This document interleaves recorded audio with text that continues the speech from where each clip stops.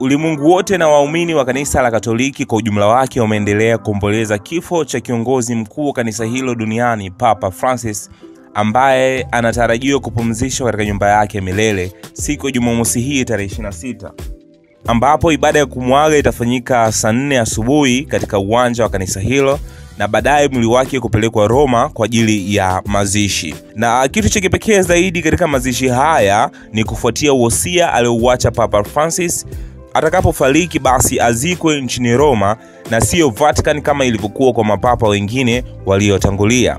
Lakini kama ilivyokuwa tamaduni, papa atazikwa na kibegi kidogo chenye sarafu za silver, shaba pamoja na dhahabu ambazo alizikusanya katika kipindi kizima cha uongozi wake.